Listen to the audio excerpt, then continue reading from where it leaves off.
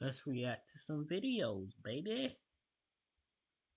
Charlotte Flair and Tiffany Stratton have been the center of attention in the wrestling world for the last couple of weeks, and not just because of what happened in that ring when it comes to a wrestling match. No, it was ever since their shoot promo on SmackDown. The fans have been locked in, and the drama has not stopped since. More and more reports have come out confirming that things went completely off script and it got real.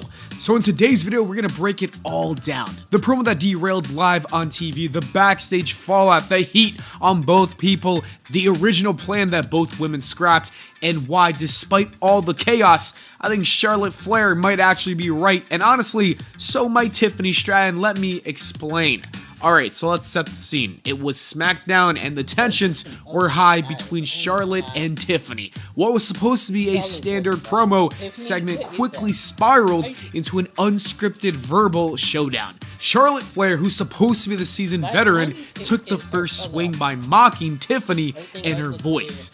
This was the move that immediately signaled that we were off the script. Not one to back down, Tiffany fired back with a personal jab referencing Charlotte's history with her marriages, stating that she was 0-3 in that department. And it only got worse when Charlotte claimed that Tiffany's real-life boyfriend, Ludwig Kaiser, had been sliding into her DMs. Kaiser immediately shut this down with a simple tweet. The exchange was clearly intense, it was personal, and it was completely unscripted, leaving the fans buzzing and the WWE scrambling to edit out the segment for official releases. And these are some of the reports we got afterwards on Twitter. The first one comes from Fightful Select. It says that Tiffany Stratton's line about Charlotte Flair's marriage and Flair's line about Ludwig Kaiser were not cleared for their segment last week on SmackDown. There was heat on both Stratton and Flair for the situation, which was referred to as a wreck. And then we got an update from the Wrestling Observer newsletter saying this. Someone in WWE says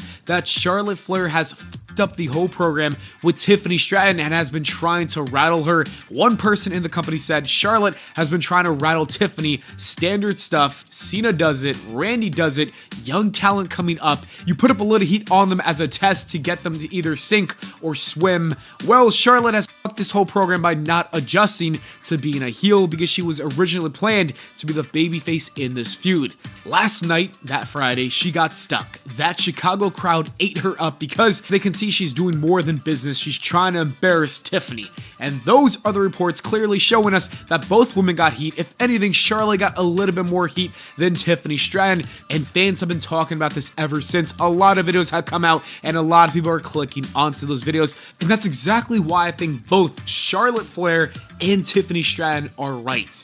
They went off script, and that gave life to this feud. When Charlotte came back and won the Royal Rumble, nobody really wanted to see this match. In fact, people were more than furious and wanted anything but this.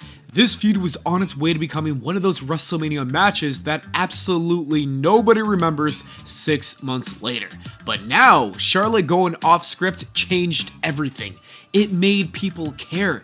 And then Tiffany Stratton standing up for herself, also going off script, made fans respect her more than ever before. It showed that she wasn't just another Barbie clone. She fired back, held her ground, and made herself feel real.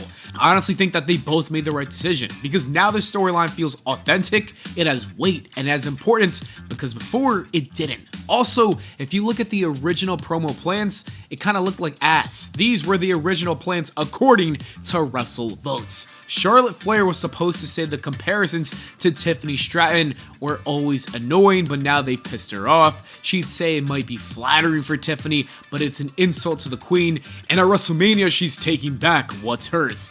Tiffany would then interrupt, questioning why Charlotte thinks she still runs the division after barely wrestling in 3 years. She'd tell her, "You call yourself a queen, but you don't have a kingdom." Charlotte would then fire back, saying that the only reason Tiffany's champ is because the Money in the Bank briefcase was a ski lift to the top, and now Princess Tiffy's afraid of heights. You see, that's terrible. And Tiffany's final line was, "Congrats on climbing back up, but falling 13 times doesn't sound like a real champion, and at WrestleMania, you are falling brawling again. I don't know about you guys, but that just seems extremely boring. It seems bland, and I don't think a single soul would have cared about this feud if that is how it went down.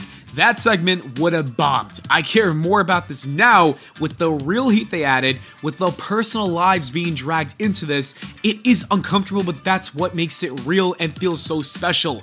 Look, was it professional? No. It was not. It was completely unprofessional and probably should not have happened, but it did. And since it did happen, I gotta say I love it. I think the WWE should embrace this. They gotta build around it, lean into it, because unlike the CM Punk and Young Bucks situation in AEW, I think this can make a lot of money if they pivot and Today is a very special day. It's not lead into this. Another example of that is CM Punk and Drew McIntyre taking real life stuff, bringing it into the feud, and making it feel so special and important and real. Also, that's why I think that Drew McIntyre should have faced LA Knight, because after the Royal Rumble, Drew was pissed off with LA Knight, and that is a missed opportunity that they didn't go ahead with that feud. But when it comes down to Charlotte Flair and Tiffany Stratton, I think they gotta make sure that they use this on screen and continue to actually make it feel real. So now that begs the question, who should walk out of WrestleMania as the women's champion? Should Tiffany Stratton retain the title after showing us that she's not just a pretty face with catchphrases, but someone who can stand her ground, stand on business when things get real? Think about it. When Charlotte tried to rattle her, tried to bury her on live TV on SmackDown, Tiffany did not fold. She fired back and she proved that she belongs. That kind of poise under pressure isn't easy, and a win at WrestleMania would cement her as the woman in the division.